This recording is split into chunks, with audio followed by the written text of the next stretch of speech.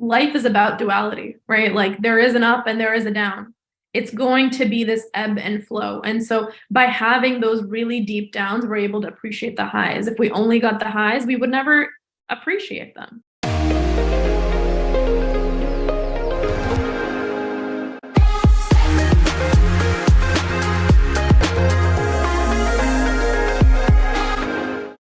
Hello, and welcome to Holistic Ambition, where we talk with visionary leaders about creating a career, relationships, and life that is sustainable to your well-being, meaningful, and a lot of fun in the process.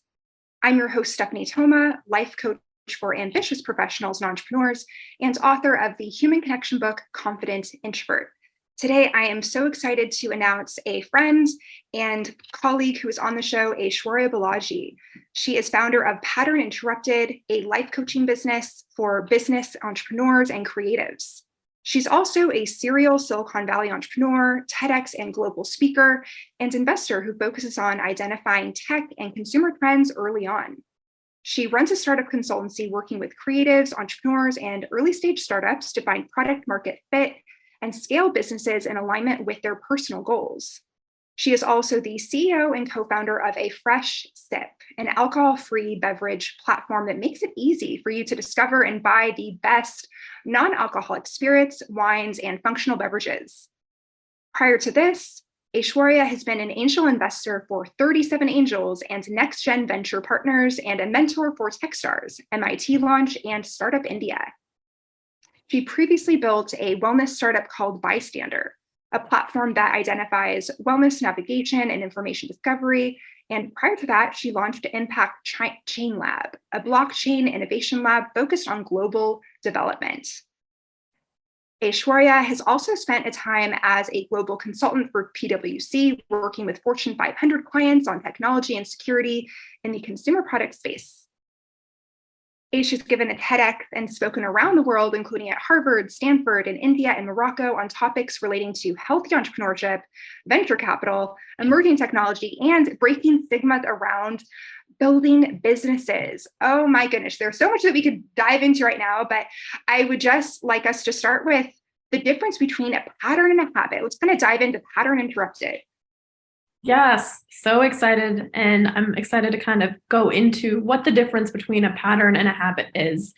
Often we think they're the same things. We use these words very interchangeably, but they're quite different.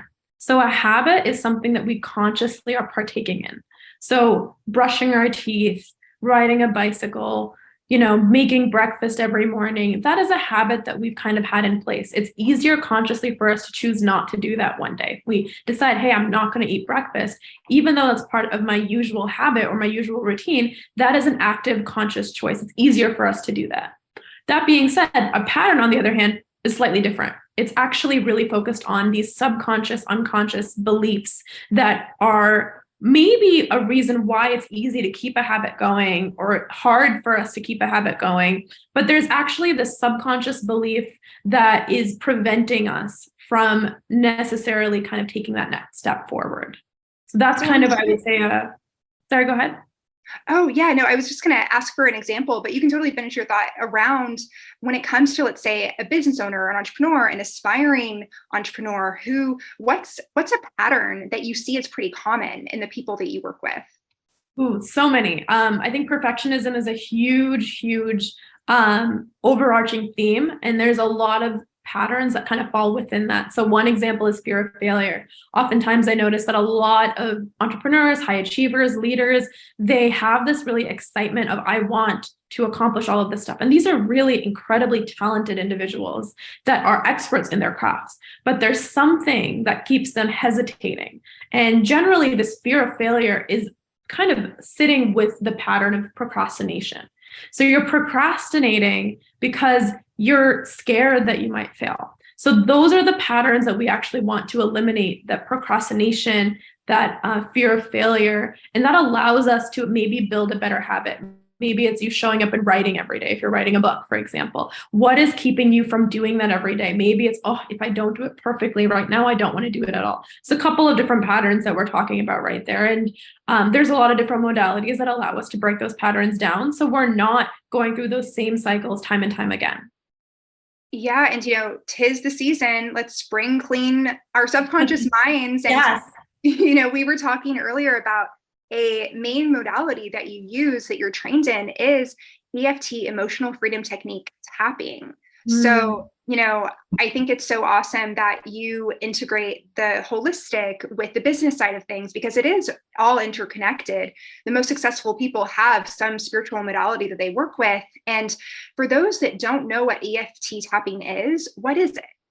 Yeah, great question. And before I go into exactly what EFT tapping is, let me tell you a little bit about why I chose to integrate this modality with my existing clients.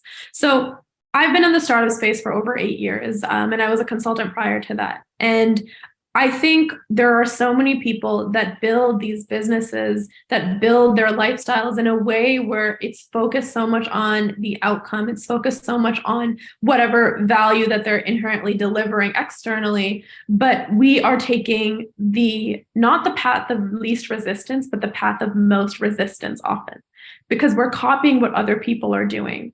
And what we have to recognize is that we are different individuals. We have different blocks. We have different beliefs.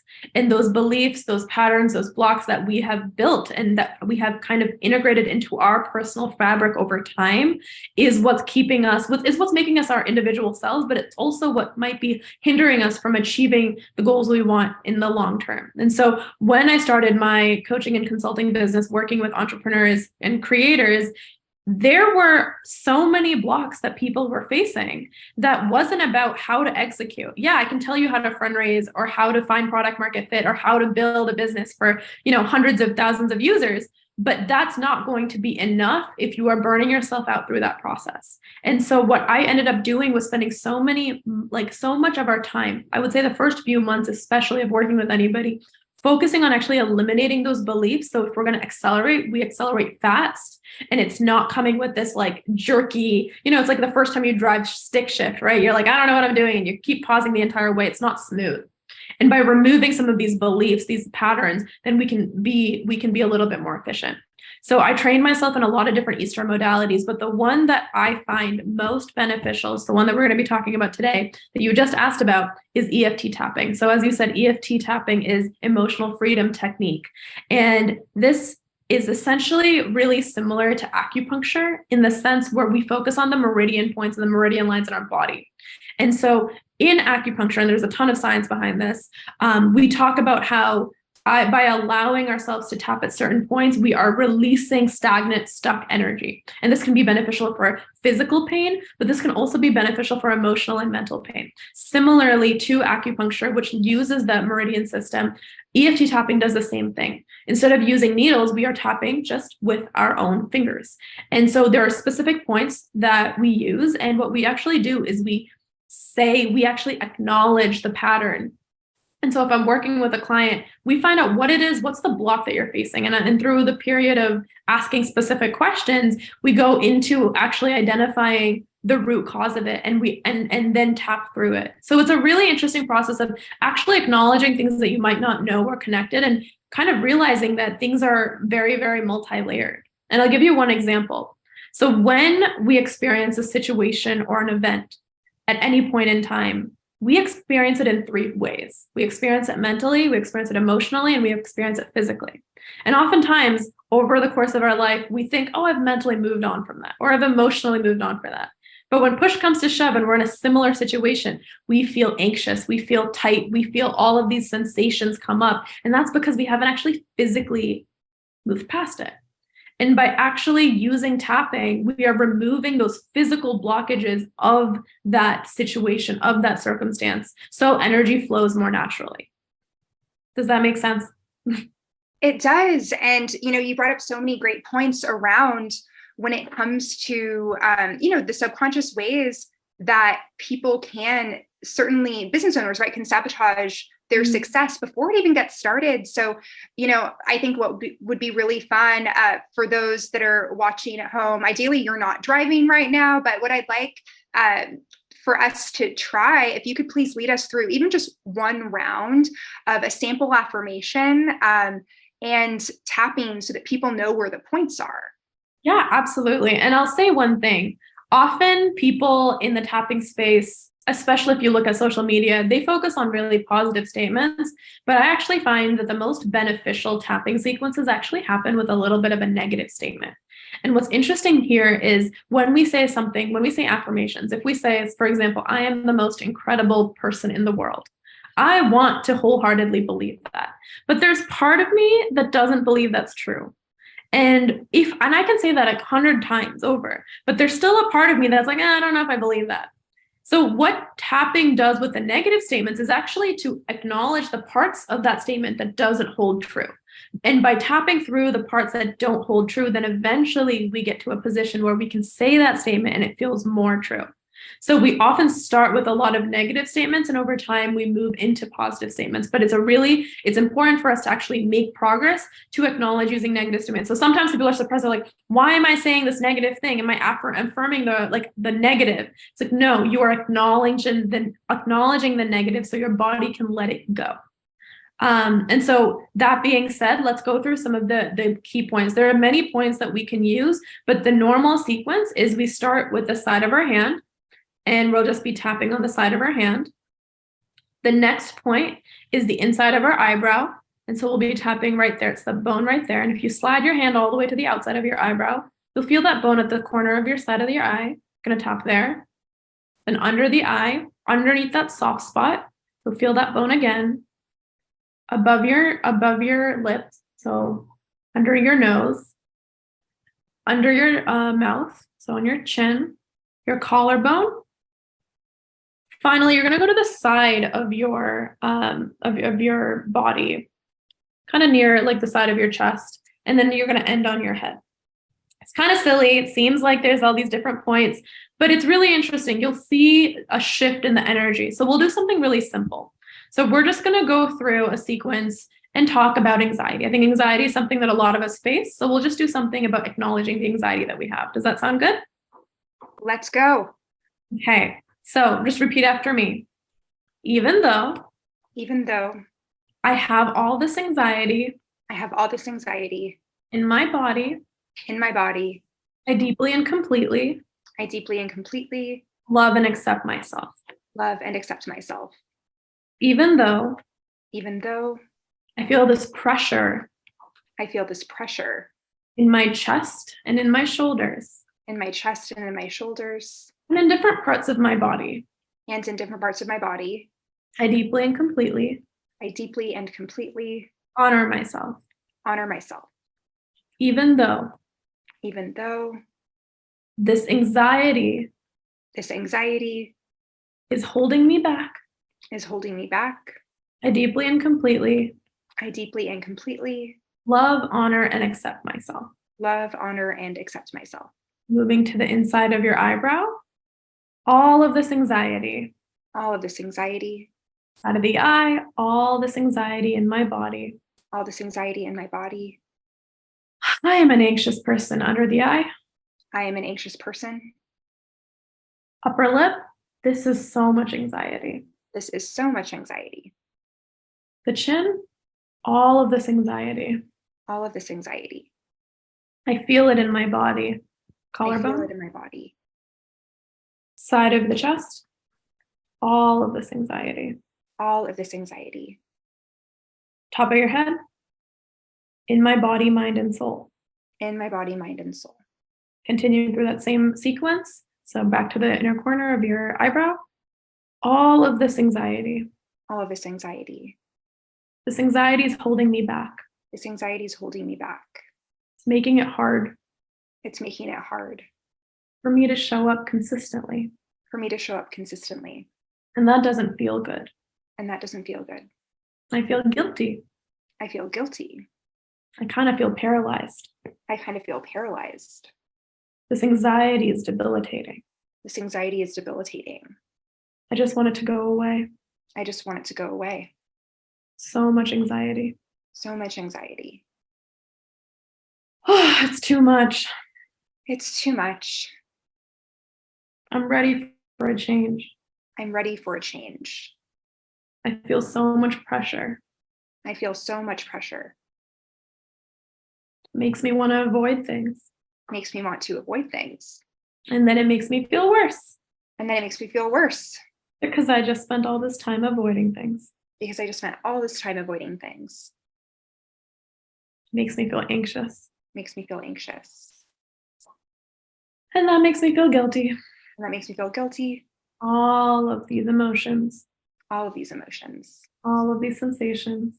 All of these sensations. All of this pain in my body. All of this pain in my body. All the stress that I'm carrying. All the stress that I'm carrying. It can be overwhelming.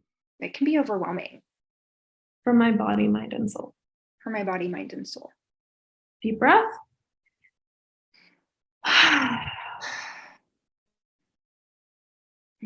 That was a very simple round of tapping. We didn't tackle anything too complicated, but you should feel just a slight ease, a slight more fluid, just emotional energy going through your body. Yeah. And, thank you for sharing that mini experience, especially for those listening that are brand new, or even if you've done this many times before. There's something about, to your point earlier, giving a voice to something that you wish weren't true, that you maybe have a resistance about, to be able to release it in the first place. So, it's so powerful what you've been sharing, what you guided us through. And I'd love for us to begin to sort of dive into your holistic journey, starting out, VC startup world, very sort of like grind, go, go, go, go, go culture, to sort of, transitioning into a fresh sip, if you could tell us about that. And now really focused on mentoring entrepreneurs and business owners and creatives on overcoming these blocks through EFT tapping. Yeah, so much to share. Let's see if I can summarize it. I think if I take my life prior to 2019, it was really, really different. I think in the last 4 years, things have shifted, or 5 years, I guess, things have shifted quite a bit. When I was running my blockchain company, it was the first company I had ever started. And I took so much advice from so many people that I thought were incredibly talented, successful, and frankly, I thought they knew better. And a lot of them gave me really terrible advice. And I'm not saying that their advice was objectively bad, but it was terrible for me because they didn't understand me. They didn't understand my needs or what I'm trying to build. And I think we often, after going to school for so many years, think that there's a cookie cutter path for success. And especially in the entrepreneurial world or in the creative world, there is zero finite path to success. But even when you're living in New York or Silicon Valley, you think, oh, if I raise from the right people, if I have the right educational background, if I have the right funding, if I have the right press, that's enough. But those are all optics. And at the end of the day, we see so many entrepreneurs and startup founders burn out. And I was chasing a lot of external validation, a lot of goals. And I remember this so clearly. It was the day after I had given my TEDx talk. And it was, I believe, 2018, April. So about now. And it was, I remember the day after, I just thinking, oh my God, now what?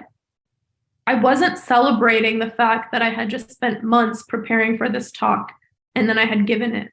I was like, that was fun. Now what? I wasn't content. I was like, what's next? And people think, yeah, that hustle, that grind, yeah, that's what's going to give you all the success. And that's what's going to make you reach the top of all of these food chains, but that's not it. And so it was a really interesting moment where I was like, I cannot live like this, where I am truly not content in the small moments. And so over the next year, I actually ended up getting really sick. And again, it was the universe, it was the world telling me to take a step back and to reevaluate what was important to me. I was spending all this time burning myself to the ground, doing all these things, achieving all these accolades that from the outside looked amazing. But internally, I was miserable. And when I got sick, I had to make some decisions. I had to kind of decide what I was going to do for the longevity of my future.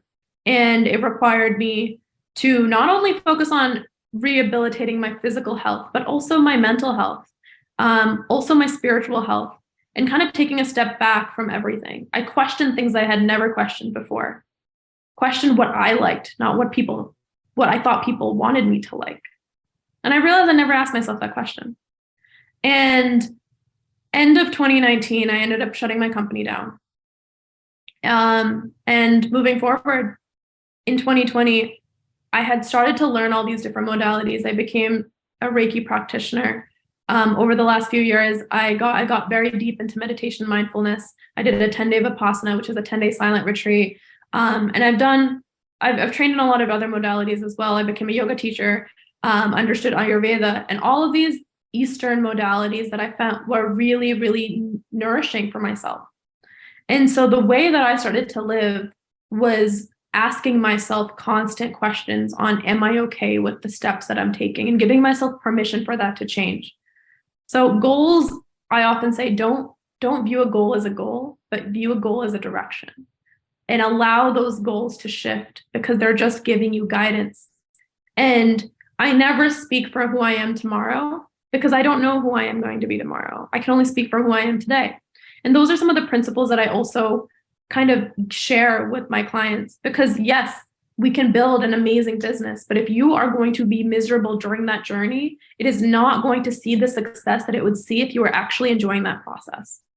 And often the clients that I work with are solopreneurs, or they're content creators, where a lot of the work falls on their shoulders. So if they're not enjoying that journey, if they're trying to build a company that's going to, if their goal is to get an IPO, then there are certain things that they're going to have to give up in their lifestyle. But if they don't acknowledge that those things are going to happen, then it's a misalignment. So it's really asking the hard questions and saying, like, are you really trying to build this for the right reasons? Is this aligned with your soul's purpose? And if it's not, let's change that. We can still see success, but we need to redefine what that success means for yourself. And so that's kind of been my journey, as I've kind of gone from being a sole operator and investor to kind of coming to supporting other individuals. And I found myself realizing that I am somebody that likes to do multiple things, that different things give me like excitement and feedback to be able to work in hand with other things. And so in 2020, as I was working with some clients and like coaching clients and consulting clients, I realized that there was this really cool trend that was going to that's coming about. And it was the fact that non-alcoholic products and beverages and this movement was now about to pop off. And, I think it's one of my gifts is being able to identify some of those trends early. And I brought on my co-founder, and the two of us together decided to see if there was an opportunity there. And we built a startup in that space. And it's been now 3 years, and it's doing really well. And most people would say, hey, if you're building something, you can't run something else. You have to put 150% energy into that. Otherwise, you don't care, or it's not going to be successful. And I want to say the results say otherwise. We can do multiple things as long as they feed each other, and as long as they are building blocks that work together. And I know myself, and if I was just doing that one thing, I would burn myself to the ground. I love supporting people. And I think, but I can use a fresh sip to also show that things work, right? So I think they work really well hand in hand. And that's my long-winded story. I hope that kind of gives you a holistic understanding of my journey. It does. And I have questions that have sort of come from that, where, you mentioned themes of burnout, external validation. Mm-hmm. So even just kind of going off of this trend of burnout that is now shifting, do you believe that people need to necessarily hustle to then be successful and then get to relax? Or is it possible to really sort of be in a relatively relaxed, balanced state from the beginning, let's say, of a career chapter? What are your thoughts on that? Yeah, 100% no. I don't believe in hustle culture. I think it sounds cool to say, I maybe not so much anymore, but it used to be really cool to say, oh, I'm working 18 hours. I'm spending all this time. I don't have time because I'm building something. That used to be really cool if you were in the startup space because you're like, oh wow, like heads down. It's not cool anymore. And rightfully so. I think people should be looking at the process and being like, and the process should be mostly enjoyable. And I say mostly because obviously not every piece of the startup journey is exciting, but also life is about duality, right? Like there is an up and there is a down. It's going to be this ebb and flow. And so by having those really deep downs, we're able to appreciate the highs. If we only got the highs, we would never appreciate them because then we would just compare the highs to the lower highs. But by actually having the ups and downs, we actually are able to enjoy that journey and acknowledge that journey, but know that like the good is good, but have gratitude for it, but don't get attached to it. And the bad, like know that it'll pass. And just know that you are meant to experience like a life so full and so exciting, and that your success should be the little successes throughout the process. And I know that's easier said than done, but I promise that'll make your life so much more full in the moment. Yeah, and what I'm hearing you say is really identifying whether maybe you're meant to be more of a doer or someone who's more predisposition to be someone who guides. And maybe you need to have the experience of doing to whatever degree to calibrate yourself to find out what is too much, what is not enough. And, one thing that we won't have time to go into now, but in another episode, you can feel free to comment. Let me know if you're interested in learning about human design, but projectors, tend to be the guiders in the world. So, when it comes to external validation, you mentioned that you were sort of on that hamster wheel of chasing these accolades and then being like, okay, I'm still on the wheel. We're still going. What gives? Is there anything? What's next? So, when I think about a concern for external validation, it's for self-protection. It's to avoid something, and cancel culture comes up. So let's say that someone tuning in is interested in releasing their need for external validation, but they have a fear of being canceled, or maybe they have been canceled in the past because they did something wrong by being themselves. What would you say to an entrepreneur who's looking to self-express more with that internal experience? Yeah, that's a great question. And I think one, acknowledging that we all go through it. Like we all are afraid of saying the wrong thing or cancel culture, or just like sharing something that's not received properly and searching for that external validation. And in the moments that we allow our ego to get in the way and to lead, that's like acknowledge that that's okay. We are human, right? We are here for this human experience. Like that is completely valid. But also we don't need to sit in it and stay in it. And I think that's the difference, right? And I think we all have a multitude of life experience that has led for us to seek, for example, external validation. And so, for example, if we were tapping, what I would actually say is we should tap through an experience or a time where you were celebrated not for being yourself, but for something that you accomplished and how that made you feel. Yes, you felt so good maybe when your mom and dad were celebrating the fact that you had won this award. But how did you feel when you didn't win that award? Were you getting that same support? And as a child, like we blame ourselves, right? And so there's so many studies that talk about how anything that's happened before age 7, we kind of put it on ourselves because that's our body's way of protecting ourselves. That's our nervous system's way of protecting ourselves. It's easier to say we are the problem because that's something that we can control than say that our surrounding is the problem. And so, and again, when I say this, I don't mean that it has to be like the most, when you think like trauma, the most traumatic thing to happen, but the small things do add up. And by removing those, by tapping through some of those beliefs, we are literally moving that energy that is causing these cycles to perpetuate. We don't want to keep repeating to ourselves, okay, I need more validation. That's what it is.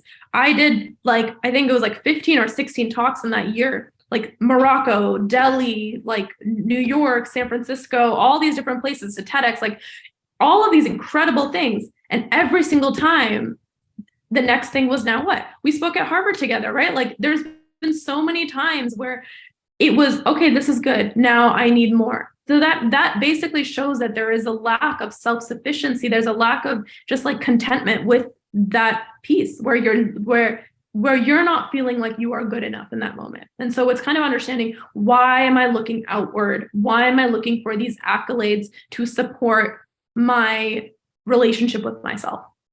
Mm-hmm. And that is a hard place to be, but it is really important. And it's beautiful once you acknowledge it and you realize that there are actually tools that will help you move past that.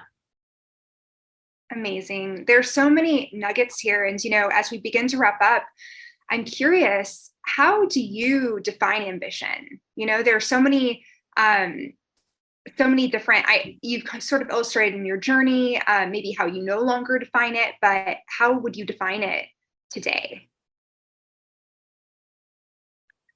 To me, ambition is having a drive or a passion. And generally, I think it's integrated within the fabric of curiosity. And I don't know if that answers your question completely, but to me, somebody who's ambitious is somebody who follows their curiosity, somebody that allows that excitement, that passion to drive their choices. And to me, ambition and success are not the same, right? Like, you can be ambitious, highly ambitious, but it's generally you are ambitious at something that piques your curiosity and you have the passion and the gumption to go on with it and to support that. So, branching off of that in a word and a phrase, what does holistic ambition mean to you? Aligning your passion with purpose. Mm-hmm. All right. Very succinct. And I love all the stories that you've shared. And I'm sure that people tuning in now are wondering, how can they stay connected with you? How can they learn more about you? Yeah, absolutely. So easiest way is my website or Instagram. It's theaish.com or at theaish on Instagram, and on TikTok, I'm at theaishfairy. So those are the easiest ways to kind of keep connected.